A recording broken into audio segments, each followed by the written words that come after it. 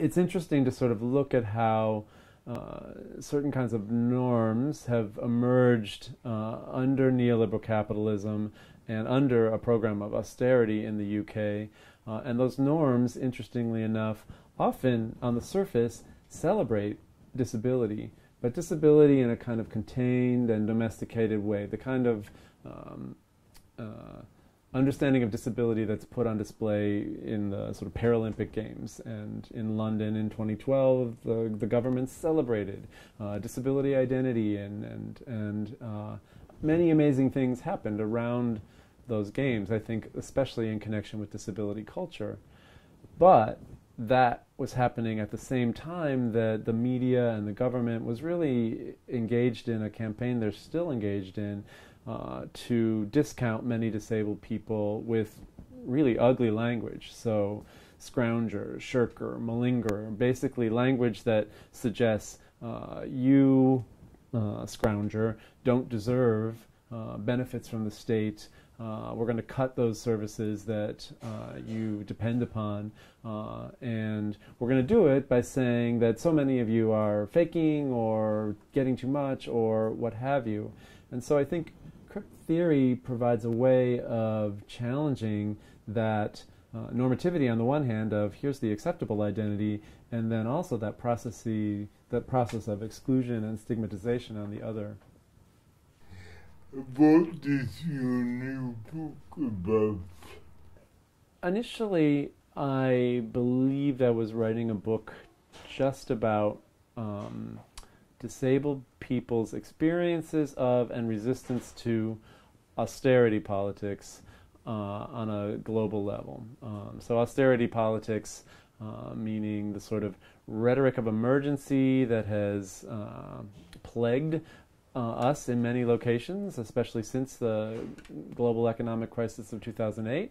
And that rhetoric of emergency, we have to do something, has in many locations come with severe cuts to public and social services, whenever possible, a privatization of those services, all of this in the interests of supposedly addressing a deficit or bailing out the banks, and this is in the interest of spurring again sort of fetishized capitalist growth. In virtually all locations where austerity has been implemented, it has not worked and has in fact increased the suffering of the people who experience it. My initial impulse with writing this book was to put disabled experiences at the center of those conversations. I think that that disabled people's experiences have often been peripheral to those conversations, and I wanted to see how disability was a sort of under-theorized central component of a global austerity politics.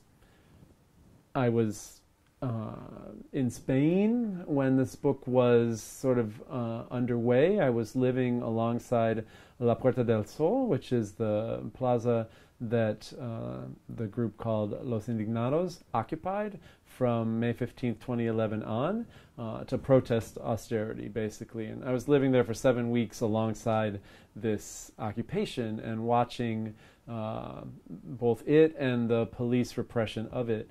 And was also getting to know disabled activists and thinkers in Madrid that summer.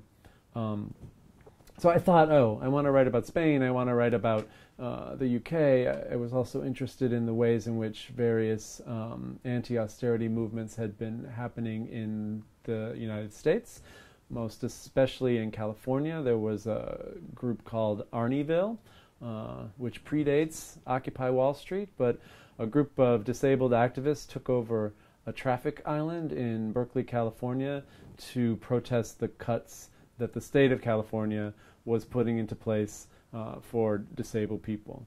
So I had all these, and I also was very interested in what was going on with the Chilean student movement, which was protesting the right-wing government's imposition of steeper and steeper fees, and these students were demanding a free and accessible education for all. So I was looking at all these different locations. However, there was a certain point over the composition of the book where the UK became for me a sort of ground zero. So even though I talk about these other locations, the book keeps returning back to art and activism and resistance that has been centered in the UK. It ends, for example, with the work of the disability artist and performer Liz Crow. I was giving a talk at Kroppsfunktion yesterday about Liz Crow's work, particularly her 2015 installation Figures, where she sculpted over a process of more than a week 650 clay figures from river mud. She did this performance piece alongside the River Thames in London, and each figure represented someone's life, often disabled, but not only disabled, which is one thing I love about her work, the ways in which she's making connections to many different people that have suffered because of austerity, but doing it from a disability perspective, but making these connections that are critiquing inequality and exploitation and poverty in the UK in general.